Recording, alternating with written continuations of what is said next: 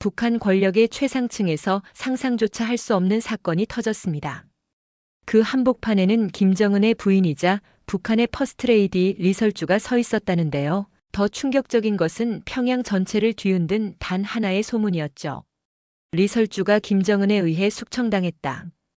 이후 평양은 전례 없었던 끔찍한 혼란과 공포의 소용돌이에 휩싸였다는데요. 도대체 누가 왜 이런 일을 벌인 것일까요? 국정원마저 경악한 북한 권력층의 충격적인 진실, 지금부터 낱낱이 공개해드리겠습니다. 저는 그날 새벽 3시에 울린 직통 전화벨 소리를 평생 잊을 수 없습니다. 침대에서 벌떡 일어난 순간 온몸에 소름이 돋았죠. 그 전화는 오직 한 사람만 사용하는 암호 회선이었거든요. 김정은의 전화였습니다. 평상시라면 절대 울리지 않는 시간대였어요. 수화기를 든 제 손이 떨리고 있었습니다. 너무 무서워서 말이 나오지 않더군요. 수화기 너머로 들려온 목소리는 평소보다 훨씬 차갑고 날카로웠어요. 지금 당장 나오라는 명령이었습니다. 단 5글자로 끝난 통화였죠. 몇 분 후 검은 승용차가 제 집 앞에 도착했습니다. 차 안은 죽음처럼 조용했어요. 운전사도 동승자도 한마디 말이 없었죠. 그저 앞만 보고 달렸습니다. 그렇게 도착한 곳은 평양 시내 비밀 별관이었습니다. 낡은 콘크리트 건물이었는데 들어서는 순간부터 뼛속까지 스며드는 공포가 느껴졌어요. 이 건물에 끌려온 사람들은 대부분 살아서 나가지 못한다는 소문이 있었거든요. 건물 입구부터 중무장한 경비병들이 서 있었습니다. 회의실 앞에 도착하니 문지기가 제 이름을 확인하더군요. 문을 열고 들어간 순간 김정은과 눈이 마주쳤습니다. 평소 보던 김정은과는 완전히 달랐어요. 눈빛에 살기가 어려 있었거든요. 얼굴 표정도 평소의 여유로운 모습과는 정반대였습니다. 김정은은 제가 들어오자마자 바로 본론부터 꺼냈습니다. 리설주를 감시하라는 지시였어요. 그 말을 듣는 순간 머릿속이 하얗게 변했습니다.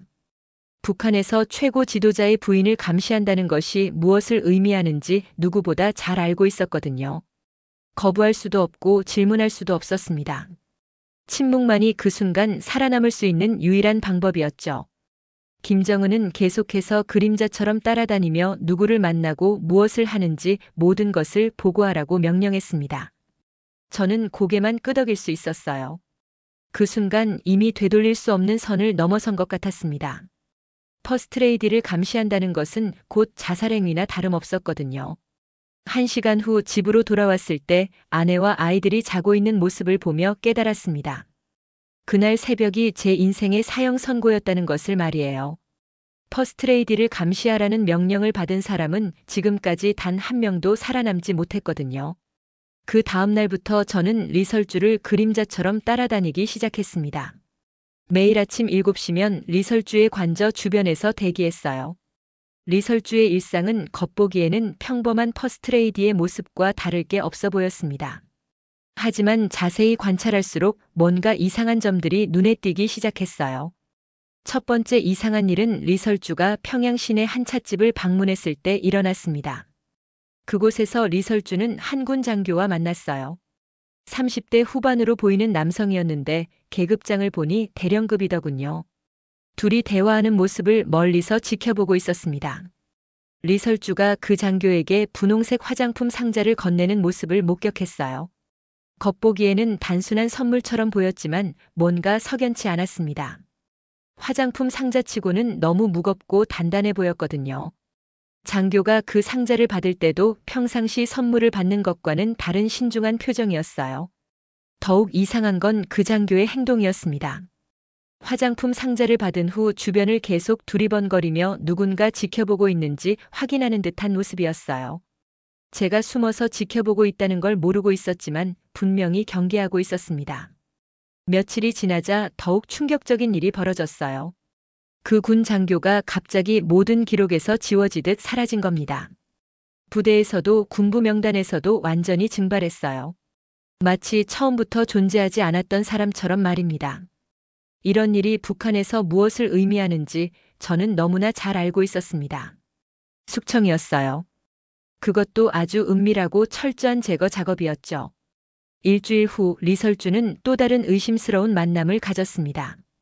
이번에는 여성예술단 간부들과의 회동이었어요. 평양 대극장 근처 별관에서 만났는데 참석자들은 모두 예술단 핵심 인사들이었습니다. 회의 내용은 들을 수 없었지만 분위기가 심상치 않았어요. 리설주는 환한 웃음을 지었지만 손짓과 눈빛에서 긴장감이 느껴졌습니다. 다른 참석자들도 마찬가지였어요. 겉으로는 화기애애해 보였지만 모두들 불안한 기색이 역력했습니다. 특히 리설주가 예술단 간부들에게 뭔가 작은 봉투들을 나눠주는 모습을 봤어요. 봉투 안에 무엇이 들어있는지는 알 수 없었지만 받는 사람들의 표정이 예사롭지 않았습니다. 그로부터 며칠 지나지 않아 예술단 간부들이 하나둘씩 무대에서 사라지기 시작했어요. 공식적으로는 건강상의 이유나 개인 사정으로 발표됐지만 실제로는 모두 숙청된 것이었습니다. 저는 매일 밤 보고서를 작성하면서 손이 떨렸습니다. 이건 단순한 교류가 아니라 뭔가 거대한 음모의 일부분이었거든요. 리설주가 왜 이런 위험한 일들을 하고 있는지, 그리고 김정은이 왜 자신의 아내까지 감시하라고 했는지 점점 분명해지고 있었어요. 매일 밤 잠자리에 들 때마다 등골이 서늘했습니다. 저 자신도 이 위험한 게임의 한복판에 서 있다는 사실을 깨달았거든요. 리설주를 감시한 지 한 달이 지났을 때 평양 외곽 군수공장에서 대규모 신형 장비 전시회가 열렸습니다. 그날 아침부터 평양 전체가 들썩였어요.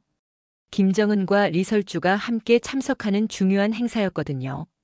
수천 명의 군 간부들과 당 고위층이 모여드는 대형 이벤트였습니다. 전시장에는 최신형 장갑차부터 미사일 발사대, 무인기까지 북한이 자랑하는 모든 무기들이 질비하게 늘어서 있었어요. 군악대의 웅장한 연주가 울려 퍼지고 참석자들의 환호성이 하늘을 찌를 듯 했습니다. 김정은과 리설주가 나란히 단상에 올라섰을 때 저는 멀찍이 떨어진 곳에서 리설주의 행동을 주시하고 있었습니다. 리설주의 표정에서 뭔가 평소와 다른 긴장감이 느껴졌어요. 미소를 지었지만 눈빛은 계속 주변을 훑고 있었습니다. 행사가 시작된 지 30분 정도 지났을 때였어요. 김정은이 장갑차 앞에서 설명을 듣고 있는 순간 갑자기 장갑차 하부에서 하얀 연기가 피어오르기 시작했습니다. 처음에는 아무도 심각하게 받아들이지 않았어요. 군 장비 시연 중에 연기가 나는 건 흔한 일이었거든요. 하지만 연기의 양이 급격히 늘어나면서 상황이 달라졌습니다. 그 다음 순간 귀가 찢어질 듯한 굉음과 함께 폭발이 일어났어요. 장갑차 전체가 화염에 휩싸이면서 주변으로 뜨거운 파편들이 사방으로 튀어나갔습니다. 폭발음은 산을 뒤흔들 정도로 엄청났어요. 순식간에 전시장은 아수라장이 됐습니다. 군중들의 비명소리가 광장을 찢어놓았고 사람들은 사방으로 뛰어다니며 피하려 했어요. 뜨거운 쇠조각들이 하늘에서 비처럼 쏟아져 내렸습니다. 김정은은 폭발 지점에서 불과 몇 미터 떨어진 곳에 있었어요. 간발의 차이로 목숨을 건진 셈이었습니다. 경호원들이 김정은을 감싸며 급히 대피시켰는데 김정은의 얼굴은 하얗게 질려 있었어요. 리설주 역시 충격에 휩싸인 듯 보였지만 자세히 보니 다른 사람들과는 달랐습니다. 놀란 표정이긴 했지만 완전히 예상 밖의 일이라는 느낌은 아니었어요. 마치 뭔가 일어날 것을 알고 있었던 것처럼 보였습니다. 폭발 직후 현장은 완전히 봉쇄됐어요. 보위부 요원들이 몰려와서 증거를 수집하기 시작했습니다. 공식 발표는 장비 결함으로 인한 사고라고 했지만 현장에 있던 누구도 그 말을 믿지 않았어요. 저는 혼란 틈에 폭발 현장 주변을 둘러보다가 충격적인 것을 발견했습니다. 한 경호원의 주머니에서 폭발물 잔해 같은 것이 떨어져 있었어요. 그 경호원은 며칠 전 리설주가 만난 군 장교의 부하였습니다. 그 순간 모든 퍼즐이 맞춰지는 느낌이었어요. 이건 사고가 아니라 계획된 암살 시도였고 리설주가 그 중심에 있었다는 확신이 들었습니다. 폭발 사건 이후 평양 전체가 공포 분위기에 휩싸였습니다. 그날 밤부터 보위부 특수요원들이 평양 곳곳을 누비기 시작했어요. 검은 승용차들이 밤새도록 도심을 돌아다니며 사람들을 잡아들이기 시작했습니다. 김정은을 향한 암살 시도였다는 사실이 권력층 사이에 퍼지면서 모든 사람들이 전전긍긍하고 있었어요. 저는 그날 밤 잠을 한숨도 잘 수 없었습니다. 제가 목격한 것들이 너무나 명확했거든요. 리설주와 군 장교들 사이의 은밀한 접촉, 예술단 간부들과의 수상한 회동, 그리고 폭발 현장에서 발견한 증거들까지 모든 것이 하나의 그림을 그리고 있었어요. 다음 날 새벽 제가 예상했던 일이 벌어졌습니다. 보이부 특수요원들이 리설주의 관절을 포위한 거예요. 저는 멀리서 그 장면을 지켜보고 있었는데 온몸에 전율이 흘렀습니다. 요원들이 관저 문을 두들기자 리설주가 직접 문을 열고 나왔어요. 놀랍게도 리설주는 이미 준비된 듯 단정한 검은색 정장을 입고 있었습니다. 마치 이런 일이 일어날 것을 미리 알고 기다리고 있었던 것 같았어요. 보이부 요원이 리설주에게 수갑을 채우는 순간 철컥하는 소리가 고요한 새벽 공기를 갈라놓았습니다. 그 소리가 지금도 제 귀에 생생하게 남아있어요. 북한 역사상 퍼스트레이디에게 수갑이 채워지는 전례 없는 순간이었습니다. 리설주의 눈빛을 자세히 살펴봤는데 두려움이나 당황한 기색이 전혀 없었어요. 오히려 냉소적인 미소까지 띠고 있었습니다. 마치 이 모든 일들이 자신의 계획 안에 있었던 것처럼 담담한 표정이었어요. 검은 승용차에 태워져 사라지는 리설주의 마지막 모습을 보면서 저는 온몸이 얼어붙는 것을 느꼈습니다. 김정은의 부인이 남편을 암살하려 했다는 충격적인 사실이 현실로 다가왔거든요. 그날 오후부터 평양 시내 곳곳에서 연행 작업이 시작됐어요. 리설주와 연관된 모든 사람들이 하나씩 잡혀 들어가기 시작했습니다. 예술단 간부들, 군 장교들, 심지어 관저 직원들까지 모두 사라져갔어요. 저는 그 광경을 지켜보면서 뼛속까지 깨달았습니다. 숙청의 톱니바퀴가 이제 제 차례로 돌아올 것이라는 사실을 말이에요. 리설주를 가장 가까이서 감시했던 사람이 바로 저였거든요. 며칠 후 평양 시내에는 피와 공포의 냄새가 진동했습니다. 리설주와 조금이라도 연관된 사람들은 모두 지워져 갔어요. 그들의 가족들까지도 예외는 아니었습니다. 저는 매일 밤 가족들을 바라보며 공포에 떨었어요. 언제 저희 집 문 앞에도 검은 승용차가 나타날지 모르는 상황이었거든요. 리설주 사건의 핵심 증인인 제가 살아있다는 것 자체가 김정은에게는 위험 요소였을 테니까요. 평양의 공기는 날이 갈수록 무거워졌고 사람들은 서로를 의심하며 살아가기 시작했습니다. 김정은 정권 역사상 가장 충격적인 배신 사건이 일어난 후에 참혹한 현실이었어요.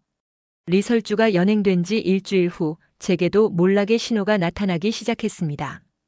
그날 아침 출근하자마자 상급자로부터 새로운 보직을 준비하라는 명령을 받았어요. 겉으로는 승진 이야기 같았지만 20년 넘게 이 체제에서 살아온 저는 그것이 무엇을 의미하는지 정확히 알고 있었습니다. 제거 작업의 첫 단계였어요. 점심시간이 되자 더욱 명확한 신호들이 나타났습니다. 평소 저를 태우고 다니던 전용차가 회수됐어요. 운전사가 미안하다는 표정으로 차 열쇠를 반납하러 왔을 때 저는 이미 제 운명을 직감했습니다. 오후에는 관저 출입이 금지됐다는 통보를 받았어요. 보안상의 이유라고 했지만 실제로는 저를 완전히 고립시키는 작업이었죠. 하루아침에 모든 특권이 박탈되는 것을 느꼈습니다. 더욱 소름 끼치는 건 동료 간부들의 변화된 태도였어요. 평소 저와 친하게 지내던 사람들이 하나둘씩 저를 피하기 시작했습니다. 복도에서 마주쳐도 눈을 마주치려 하지 않았고 어떤 이들은 아예 다른 길로 돌아가기까지 했어요. 며칠 후 더욱 충격적인 일이 벌어졌습니다. 평소 저와 함께 일하던 동료 간부 몇 명이 갑자기 실종된 거예요. 사무실에서 하루아침에 사라져버렸는데 누구도 그들이 어디로 갔는지 알려고 하지 않았습니다. 그날 저녁 사무실에 늦게까지 남아있다가 소름 끼치는 것을 발견했어요. 제 책상 서랍 뒤쪽에 작은 도청 장치가 숨겨져 있었던 겁니다. 손톱만 한 크기의 정교한 기계였는데 언제부터 설치되어 있었는지 알 수 없었어요. 그 순간 온몸에 전율이 흘렀습니다. 제가 하는 모든 말과 행동이 감시당하고 있었다는 뜻이었거든요. 더 무서운 건 이런 도청 장치가 얼마나 더 많이 설치되어 있을지 모른다는 사실이었어요. 며칠 후 결정적인 명령이 떨어졌습니다. 지방 군부대 시찰을 가라는 지시였어요. 표면적으로는 일상적인 출장 업무였지만 저는 그것이 제거 시나리오라는 걸 분명히 알 수 있었습니다. 북한에서 권력에서 밀려난 고위 간부들이 지방 출장을 간다는 건 대부분 돌아오지 않는다는 의미였거든요. 외딴 곳에서 사고를 당하거나 아니면 아예 흔적도 없이 사라지는 경우가 대부분이었어요. 그날 밤 집으로 돌아와서 저는 더 이상 숨길 수 없다고 생각했습니다. 아내와 두 아이를 거실로 불러 모으고 모든 상황을 털어놓았어요. 리설주 감시 임무부터 폭발 사건, 그리고 지금 저희 가족이 처한 위험한 상황까지 전부 다요. 아내는 처음엔 믿기지 않는다는 표정이었지만 점점 심각해지는 제 얘기를 들으면서 얼굴이 하얗게 질려갔어요. 두 아이들도 상황의 심각성을 느꼈는지 조용히 제 말을 듣고 있었습니다. 저는 가족들에게 말했습니다. 지금 도망치지 않으면 모두 끝난다고. 김정은 정권에서 리설주 사건의 핵심 증인인 저를 그냥 살려둘 리가 없다고 말이에요. 가족 모두 고개를 끄덕였을 때 저는 탈출이 이미 저희의 운명이자 마지막 희망이 되었다는 것을 깨달았습니다. 지방 군부대 시찰 명령을 받은 다음 날 저는 가족과 함께 국경 지역으로 향했습니다. 공식적으로는 업무 출장이었지만 실제로는 탈북을 위한 마지막 기회였어요. 국경 근처 군부대 숙소에 도착한 후 저는 며칠 동안 주변 지형을 면밀히 살펴봤습니다. 압록강까지의 거리와 경비병들의 순찰 패턴을 파악하는 것이 급선무였어요. 사흘째 되던 밤 드디어 결행하기로 했습니다. 새벽 3시 가족들을 조용히 깨웠어요. 아내와 두 아이 모두 미리 준비해둔 검은색 옷으로 갈아입었습니다. 짐은 최소한으로만 챙겼어요. 너무 많이 가져가면 움직이기 어려웠거든요. 숙소를 빠져나오는 순간부터 심장이 터질 것 같았습니다. 복도를 지나고 건물을 벗어나는 모든 순간이 생과 사의 갈림길이었어요. 한 발짝 한 발짝 내디딜 때마다 들킬까봐 온몸이 떨렸습니다. 건물에서 나와 압록강 방향으로 걸어가는 동안 주변의 모든 소리가 귀에 꽂혔어요. 바람 소리, 나뭇가지 부딪히는 소리, 심지어 저희 발걸음 소리까지도 너무 크게 들렸습니다. 혹시 경비병들이 들을까봐 숨을 죽이며 걸었어요. 1시간을 걸어서 압록강가에 도착했을 때 강물은 생각보다 훨씬 거세게 흐르고 있었습니다. 11월 말의 추위 때문에 물은 얼음장처럼 차가워 보였어요. 어둠 속에서도 강물의 소용돌이가 보일 정도로 물살이 새었습니다. 저는 먼저 강에 발을 담갔는데 순간 뼈까지 얼어붙는 한기가 온몸을 휩쌌어요. 하지만 되돌아갈 수는 없었습니다. 아내와 아이들도 이를 악물고 강물에 들어섰어요. 강 한가운데쯤 왔을 때 등 뒤에서 날카로운 호각 소리가 울렸습니다. 저희가 사라진 것을 발견한 경비병들이 추격을 시작한 거예요. 곧이어 연속적인 총성이 밤하늘을 찢었습니다. 총알들이 강물에 박히면서 물보라가 사방으로 튀었어요. 탕탕탕 하는 총소리와 함께 제 귀 옆으로 총알이 스쳐 지나갔습니다. 아이들이 무서워서 울기 시작했는데 그 소리가 제 가슴을 찢어놓는 것 같았어요. 저는 가족들을 재촉하며 필사적으로 헤엄쳤습니다. 차가운 강물이 폐속까지 파고 들어오는 것 같았지만 위에서는 계속 나아가야 했어요. 뒤에서는 경비병들의 외침소리와 함께 더 많은 총성이 들려왔습니다. 마침내 중국 쪽 강변에 도착했을 때 저는 온 힘이 빠져서 무릎이 꺾였어요. 진흙 위에 쓰러지면서 터져나온 말이 있었습니다. 살았다는 것이었어요. 가족 모두 무사히 압록강을 건넌 겁니다. 하지만 아직 끝이 아니었습니다. 중국 공안에 발각되면 다시 북한으로 강제 송환되는 상황이었거든요. 저희는 젖은 옷을 입은 채로 중국 국경 지역의 어둠 속으로 사라져야 했습니다. 압록강을 건넌 후 저희 가족은 중국에서 3개월을 숨어 지냈습니다. 브로커의 도움으로 중국 동북부 지역을 전전하다가 마침내 라오스와 태국을 경유하는 탈출 루트를 확보할 수 있었어요. 그 과정에서 얼마나 많은 위험과 고생을 겪었는지 지금 생각해도 아찔합니다. 드디어 태국에서 남한행 비행기에 오를 수 있었을 때 저는 20년 만에 처음으로 안도의 숨을 내쉬었어요. 비행기 창문으로 보이는 구름들이 그렇게 아름다울 수가 없었습니다. 인천공항에 도착한 순간 저는 3초 만에 충격을 받았습니다. 공항 로비에 있는 사람들의 모습이 너무나 자유로웠거든요. 아무도 주변을 경계하지 않고 아무도 감시당한다는 두려움 없이 환하게 웃고 있었어요. 20년 넘게 매 순간 누군가의 시선을 의식하며 살아온 저에게는 상상할 수 없는 광경이었습니다. 사람들이 그냥 자연스럽게 웃고 자유롭게 대화하고 걱정 없이 걸어다니는 모습이 마치 다른 세계 같았어요.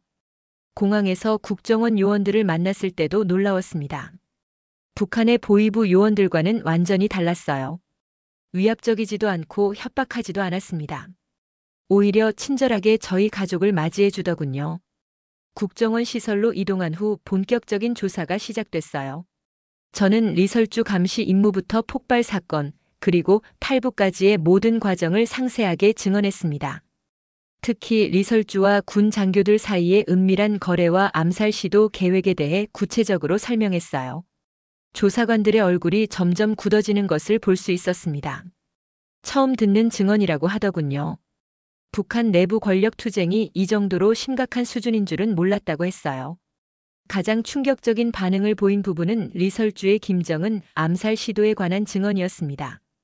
퍼스트레이디가 남편을 제거하려 했다는 사실이 남한 정보기관에도 완전히 새로운 정보였거든요.